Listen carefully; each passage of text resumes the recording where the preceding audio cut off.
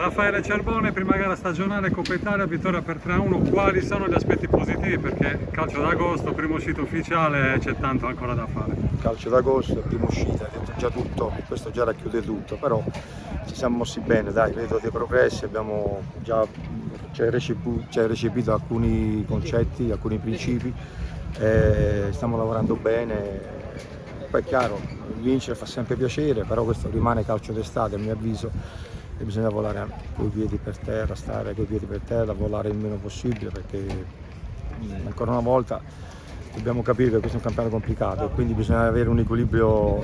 esagerato per cercare di rimanerci dentro il campionato. Hai fatto un po' ruotare anche tutti gli elementi perché cambi li hai sfruttati tutti, stai cercando di portare su la condizione un po' dei giovani e dei senior. Sì, vabbè, ho fatto poi in modo che tutti toccassero, entrassero in una partita ufficiale, ho fatto in modo che i giovani pagassero dazio perché c'è un prezzo da pagare quando uno magari è inesperto, magari per tanti ragazzi che hanno fatto solo settore giovanile fare una partita già ufficiale può creare tensione, può creare nervosismo e quindi l'ho fatto apposta per farli entrare, per svezzarli, mentre gli altri grandi che non sono ancora in condizioni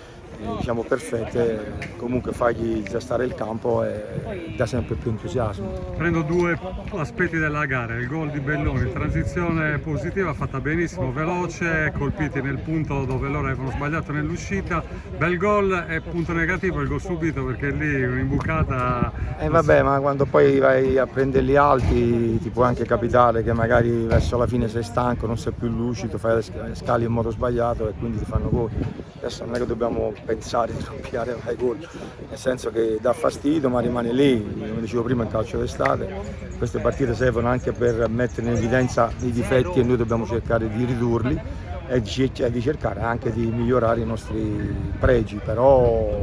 sono contento oggi, non posso dire nulla, la squadra cresce anche a livello di gruppo perché noi abbiamo cambiato tantissimo come lavoro del resto e questo richiede tempo, ma a noi non ci è mai concesso il tempo e quindi dobbiamo sfruttarlo,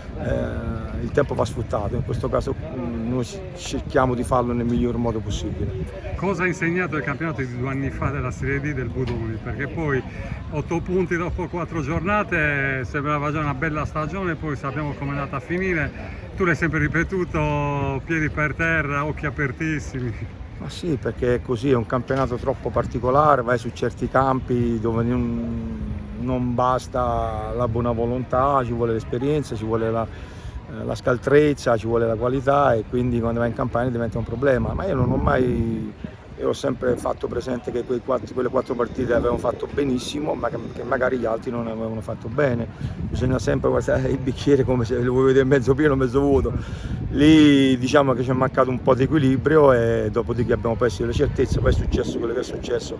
dopodiché non c'era più modo, una volta rientrati, di poter rimediare, però quello ormai fa parte del passato. L'anno scorso abbiamo vinto un campionato difficile con grande merito, l'abbiamo fatto con un'idea importante, con una presenza importante e con una società ancora sempre di più importante, ma c'era una coesione che ha reso tutto ciò possibile ed è successo, è nato da lì e tutta quella lì è la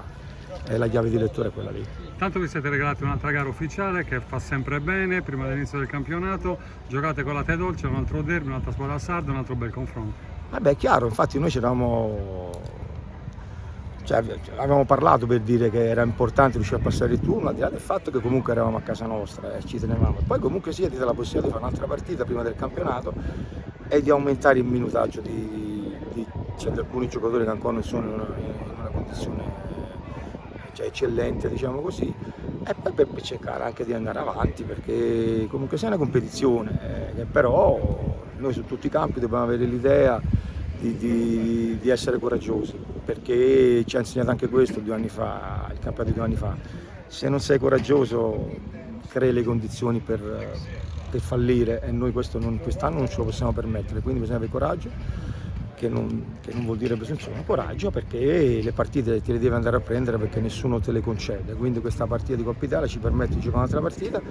e ci permette di aumentare benzina nelle nostre gambe. Grazie Raffaele, in bocca al lupo per questa difficilissima stagione. Crepi.